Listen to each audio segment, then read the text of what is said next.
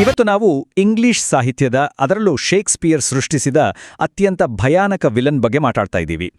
ಯೋಚನೆ ಮಾಡಿ, ಸುಮಾರು 400 ವರ್ಷಗಳಷ್ಟು ಹಳೆಯದಾದ ಒಂದು ನಾಟಕದಲ್ಲಿನ ಸೈಕಲಾಜಿಕಲ್ ತಂತ್ರಗಳು ಇವತ್ತಿನ ಆಧುನಿಕ ಡಿಜಿಟಲ್ ಜಗತ್ತಿನ ಸೋಷಿಯಲ್ ಇಂಜಿನಿಯರಿಂಗ್ಗೆ ಎಷ್ಟೊಂದು ನಿಖರವಾಗಿ ಮ್ಯಾಚ್ ಆಗುತ್ತೆ ಅಲ್ವಾ?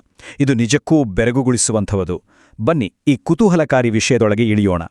ಇವತ್ತಿನ ನಮ್ಮ ಈ ಸೆಷನ್ನ ಅಜೆಂಡಾ ಹೀಗಿದೆ. ಮೊದಲು ನಂಬಿಕೆಯ ದ್ರೋಹದ ಬೀಜ, ಆಮೇಲೆ ಕುತಂತ್ರನ ಮಾಸ್ಟರ್ ಮೈಂಡ್ ಯಾಗೋ, ಕರುವಸ್ತ್ರದ ವಿಶ್ವಾಸ ಮತ್ತು ವಂಚನೆ, ಎಮಿಲಿಯಾಳ ಸತ್ಯದ ಅನಾವರಣ ಹಾಗೂ ಕೊನೆಯದಾಗಿ ಡಿಜಿಟಲ್ ಯುಗದಲ್ಲಿ ಒಥೆಲ್ಲೋ. ಸರಿ, ಭಾಗ 1, ನಂಬಿಕೆಯ ದ್ರೋಹದ ಬೀಜ. ಇಲ್ಲಿಂದಲೇ ಅಸ್ಲಿ ಆಟ ಶುರುವಾಗೋದು.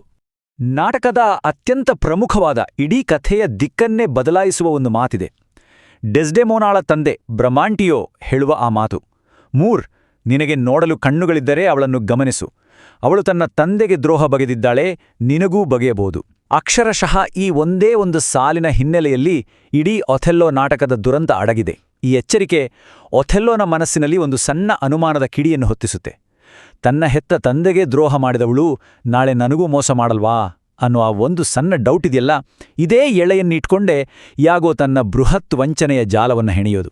ಇದನ್ನ ಸ್ವಲ್ಪ ಐತಿಹಾಸಿಕ ಹಿನ್ನೆಲೆಯಲ್ಲಿ ಒಡೋಣ. ಒಥೆಲ್ಲೋ ಎಷ್ಟೇ ಸಮರ್ಥ ಸೇನಾನಿ ಆಗಿದ್ರೂ ಆತ ವೆನಿಸ್ ಸಮಾಜದವನಲ್ಲ. ಆತ ಒಬ್ಬ ಹೊರಗಿನವನು, ಅಂದ್ರೆ 3 ಜನಾಂಗಕ್ಕೆ ಸೇರಿದವನು. ತನ್ನ ಬಣ್ಣ ಹಾಗೂ ಜನಾಂಗದ ಬಗ್ಗೆ ಅವನ ಮನಸ್ಸಿನ ಆಳದಲ್ಲಿ ಎಲ್ಲೋ ಒಂದ್ಕಡೆ ಕೀಳರಿಮೆ ಇತ್ತು.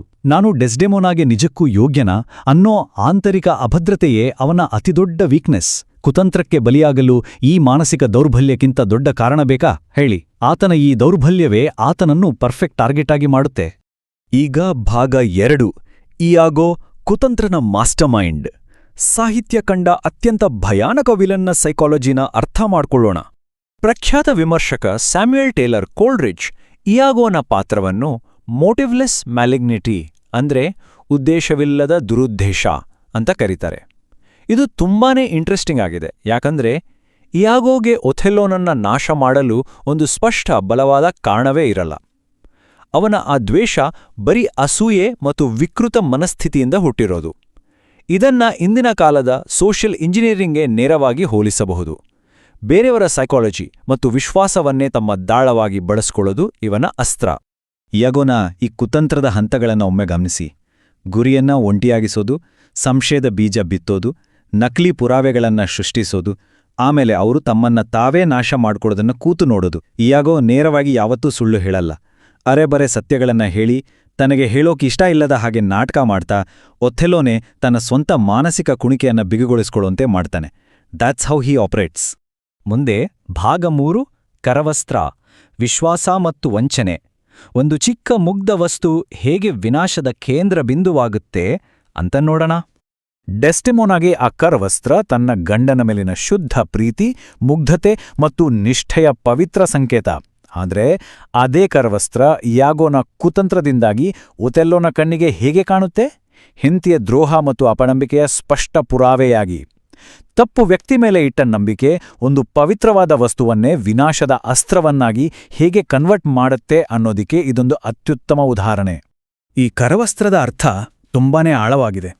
ಇದು ಒಥೆಲ್ಲೋ ಡೆಸ್ಡೆಮೋನಾಗೆ ನೀಡಿದ ಪ್ರೀತಿಯ ಮೊದಲ ಉಡುಗೊರೆ, ಹಾಗೂ ಅದೊಂದು ಮಾಂತ್ರಿಕ ವಸ್ತು ಕೂಡ. ಅದರ ಮೇಲಿರುವ ಕೆಂಪು ಸ್ಟ್ರಾಬೆರಿಗಳ ಕಸೂತಿ ಅವಳ ಮುಗ್ಧತೆಯನ್ನ ಸಂಕೇತಿಸುತ್ತೆ. ಒಂದು ಪ್ರಮುಖ ದೃಶ್ಯದಲ್ಲಿ ಒಥೆಲ್ಲೋನ ತಲೆನೋವು ಕಡಿಮೆ ಮಾಡೋಕ್ಕೆ ಡೆಸ್ಡೆಮೋನಾ ಆ ಕರವಸ್ತ್ರ ಇಡಲು ಹೋದಾಗ ಅವನು ಅದನ್ನು ಕೋಪದಿಂದ ಕೈಯಿಂದ ತಳ್ಳಿ ಕೆಳಗೆ ಬೀಳಿಸ್ತಾನೆ. ಆ ಕರವಸ್ತ್ರ ನೆಲಕ್ಕೆ ಬೀಳುವ ದೃಶ್ಯ ಅಕ್ಷರಶಃ ಅವನು ಅವಳ ನಿಷ್ಠೆಯನ್ನ ತಿರಸ್ಕರಿಸುವುದರ ಪರ್ಫೆಕ್ಟ್ ಸಂಕೇತ. ಇನ್ನು ಈ ವಿಲೋ ಹಾಡು, ಇದು ಡೆಸ್ಡೆಮೋನಾಳ ಅಸಹಾಯಕತೆ ಮತ್ತು ವೇದನೆಯನ್ನ ವ್ಯಕ್ತಪಡಿಸುತ್ತೆ. ತನ್ನ ಗಂಡನ ಪ್ರೀತಿ, ಆ ನಂಬಿಕೆ ಇದ್ದಕ್ಕಿದ್ದಂತೆ ವಿವರಿಸಲಾಗದ ರೀತಿಯಲ್ಲಿ ಮರೆಯಾಗಿದ್ದನ್ನು ನೋಡಿ ಆಕೆ ಪಡುವ ಸಂಕಟ ಈ ಹಾಡಿನಲ್ಲಿದೆ. ಪಿತೃಪ್ರಧಾನ ಅಧಿಕಾರದ ಡೈನಾಮಿಕ್ಸ್ನಲ್ಲಿ ಸಿಲುಕಿದ್ದ ಒಬ್ಬ ಮಹಿಳೆಯ ಅಸಹಾಯಕತೆ ಮತ್ತು ಅವಳಿಗೆ ಎದುರಾಗುವ ದುರಂತದ ಮುನ್ಸೂಚನೆಯನ್ನ ಈ ಹಾಡು ನಮಗೆ ಕೊಡುತ್ತೆ. ಭಾಗ 4, ಎಮಿಲಿಯಾ, ಸತ್ಯದ ಅನಾವರಣ. ಈ ಕಾಂಪ್ಲೆಕ್ಸ್ ಪವರ್ ಡೈನಾಮಿಕ್ಸ್ನಲ್ಲಿ ಎಮಿಲಿಯಾಳ ಪಾತ್ರ ಬಹಳ ಮುಖ್ಯ. ಆರಂಭದಲ್ಲಿ ನೋಡಿದ್ರೆ ಎಮಿಲಿಯಾ ತನ್ನ ಗಂಡ ಇಯಾಗೋನ ಒತ್ತಾಯಕ್ಕೆ ಮಣಿದು ಕರವಸ್ತ್ರವನ್ನ ಕದಿಯುವ ಮೂಲಕ ಅರಿವಿಲ್ಲದೆಯೇ ಈ ದುರಂತಕ್ಕೆ ಪಾಲುದಾರಳಾಗ್ತಾಳೆ. ಅದರ ಕ್ಲೈಮ್ಯಾಕ್ಸಲ್ಲಿ ಅವಳೇ ಅಂತಿಮ ವಿಸಿಲ್ ಬ್ಲೋವರ್, ತನ್ನ ಗಂಡನ ಸ್ತ್ರೀ ದ್ವೇಷವನ್ನ ಧಿಕ್ಕರಿಸಿ ತನ್ನ ಪ್ರಾಣವನ್ನೇ ಪಣಕ್ಕಿಟ್ಟು ಇಯಾಗೋನ ಬಣ್ಣ ಬಯಲು ಮಾಡ್ತಾಳೆ.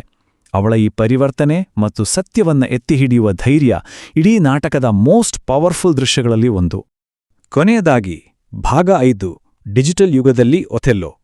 ಈ 400 ವರ್ಷಗಳ ಹಿಂದಿನ ಕಥೆ ನಮಗೆ ಇವತ್ತಿಗೆ ಯಾಕೆ ಪ್ರಸ್ತುತ? ಇಯಾಗೋನ ವಂಚನೆಯ ಜಾಲ ಇಂದಿನ ಆಧುನಿಕ ಆನ್ಲೈನ್ ಕುತಂತ್ರಗಳು, ಫೇಕ್ ನ್ಯೂಸ್ ಮತ್ತು ಟಾಕ್ಸಿಕ್ ಎಕೋ ಚೇಂಬರ್ಗಳಿಗೆ ಅಕ್ಷರಶಃ ನೀಲನಕ್ಷೆಯಾಗಿದೆ. ಅಂದು ಇಯಾಗೋ ಬಳಸಿದ ಅದೇ ತಂತ್ರಗಳೇ ಇಂದು ಡಿಜಿಟಲ್ ಜಗತ್ತಿನಲ್ಲಿ ಸೈಬರ್ ವಂಚನೆಗರಾಗಿವೆ. ಒಬ್ಬ ವ್ಯಕ್ತಿಯನ್ನ ಮಾನಸಿಕವಾಗಿ ಐಸೋಲೇಟ್ ಮಾಡಿ ಕೇವಲ ತಮಗೆ ಬೇಕಾದ ನಕಲಿ ಸಾಕ್ಷ್ಯಗಳನ್ನು ಮಾತ್ರ ಪದೇ ಪದೇ ತೋರಿಸುವ ಇಂದಿನ ಎಕೋ ಚೇಂಬರ್ ಅಲ್ಗಾರಿದಮ್ಗಳು ಸೇಮ್ ಟು ಸೇಮ್ ಇಯಾಗೋ ಥರನೇ ಕೆಲಸ ಮಾಡ್ತವೆ. ಆಧಾರವಿಲ್ಲದ ಸುದ್ದಿಗಳು ನಮ್ಮೊಳಗಿನ ಅಭದ್ರತೆಯನ್ನ ಬಡಿದೆಬ್ಬಿಸಿ ನಮ್ಮನ್ನ ಹೇಗೆ ಮ್ಯಾನಿಪ್ಯುಲೇಟ್ ಮಾಡ್ತವೆ ಅನ್ನೋದನ್ನ ನಾವೆಲ್ಲರೂ ಎಚ್ಚರಿಕೆಯಿಂದ ಗಮನಿಸಬೇಕು. ಹಾಗಾದ್ರೆ ಈ ಪ್ರಸ್ತುತ ಕಾಲಘಟ್ಟದಲ್ಲಿ ನಾವು ವಹಿಸಬೇಕಾದ ಮುನ್ನೆಚ್ಚರಿಕೆಗಳು ಏನು? ಫಸ್ಟ್ ಆಫ್ ಆಲ್, ಯಾವುದೇ ಡಿಜಿಟಲ್ ಪುರಾವೆಗಳಿಗೆ ರಿಯಾಕ್ಟ್ ಮಾಡುವ ಮುನ್ನ ಅದನ್ನು ಕಟ್ಟುನಿಟ್ಟಾಗಿ ವೆರಿಫೈ ಮಾಡಿ.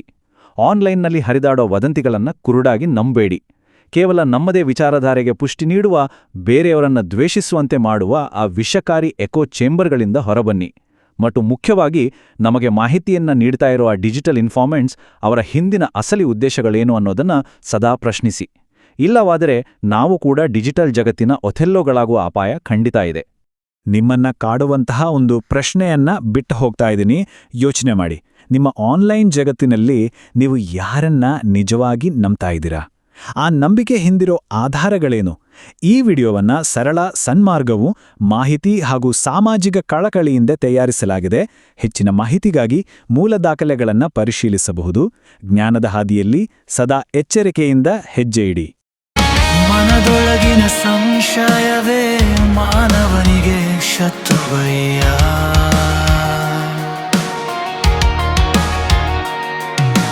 ನಂಬಿಕೆಯ ದೀಪ ಆರಿರೆ, ನೆರಳೆ ನಿನ್ನ ಗೆಲ್ಲುವಯ್ಯ. ಕಿವಿಗೆ ಬಿದ್ದ ಮಾತುಗಳಿಗೆ ವಿವರವನ್ನೇ ಕೊಡಬೇಡ.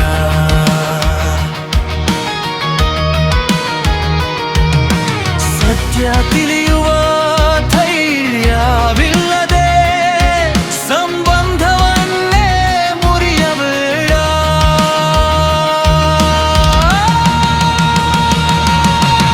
ಎಳು ಮನವೇ ಬೆಳಕಾಗು ನೀನು, ಕೋಪದ ಗಾಳಿಗೆ ತೋಗಬೇಡ. ಪ್ರೀತಿಯ ಮೊಮ್ಮೆಲೆ ಅರಿತು ಬದುಕು,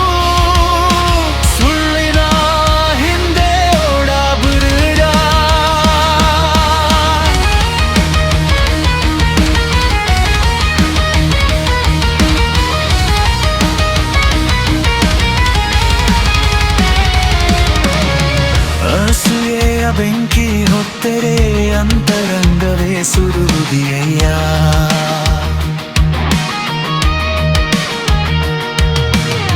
ಸಹನೆಯ ಮಳೆ ಸುರಿದರೆ ಬದುಕು ಹಸಿರಾಗುವುದಯ್ಯ.